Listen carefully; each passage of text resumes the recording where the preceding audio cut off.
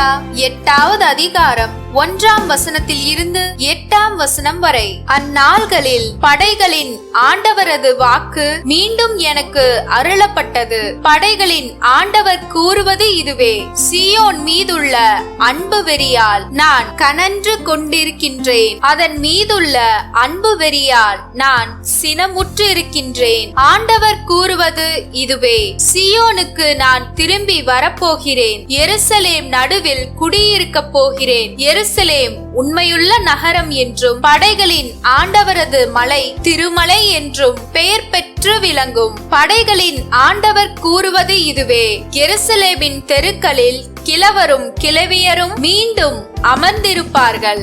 வயது முதிர்ந்தவர்களானதால் ஒவ்வொருவரும் தம் கையில் கோல் வைத்திருப்பார்கள். நகரின் தெருக்களில் சிறுவரும் சிறுமியரும் நிறைந்திருப்பார்கள். அவர்கள் அதன் தெருக்களில் விளையாடி கொண்டிருப்பார்கள். படைகளின் ஆண்டவர் கூறுவது இதுவே: இம்மக்களில் எஞ்சியிருப்போரின் கண்களுக்கு இவையெல்லாம் அந்நாள்களில் விந்தையாய் தோன்றினாலும் என் கண்களுக்கு விந்தையாய் தோன்றுமோ என்கிறார் படைகளின் ஆண்டவர். படைகளின் ஆண்டவர் கூறுவது இதுவே: இதோ கீழ்த்திசை நாட்டினின்றும் மேற்றிசை நாட்டினின்றும் என் மக்களை விடுவிப்பேன். அவர்களை அழைத்து கொண்டு வருவேன். அவர்கள் எருசலேமில் குடியிருப்பார்கள்.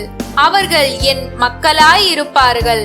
உண்மையிலும் நீதியிலும் நான் அவர்களுக்கு கடவுளாயிருப்பேன் என்றார். லூக்கா 9வது அதிகாரம் 46ஆம் வசனத்தில் இருந்து 50ஆம் வசனம் வரை. அக்காலத்தில் தங்களுக்குள் பெரியவர் யார் என்ற விவாதம் அவர்களிடையே எழுந்தது. இயேசு அவர்களின் எண்ணங்களை அறிந்து ஒரு சிறு பிள்ளையை எடுத்து தம் அருகில் நிறுத்தி அவர்களிடம், இச்சிறு பிள்ளையை என் பெயரால் ஏற்றுக்கொள்பவர் எவரும் என்னையே ஏற்றுக்கொள்கிறார். என்னை ஏற்றுக்கொள்பவர் என்னை அனுப்பினவரையே ஏற்றுக்கொள்கிறார். உங்கள் எல்லாரிலும் சிறியவரே பெரியவர் ஆவார் என்றார். யோவான் இயேசுவை பார்த்து, ஆண்டவரே, ஒருவர் உமது பெயரால் பேய் ஓட்டுவதை கண்டு நாங்கள் அவரை தடுக்க பார்த்தோம், ஏனெனில் அவர் நம்மை சாராதவர் என்றார். இயேசு அவரை நோக்கி, தடுக்க வேண்டாம், ஏனெனில் நமக்கு எதிராக இராதவர் நம் சார்பாக இருக்கிறார் என்றார்.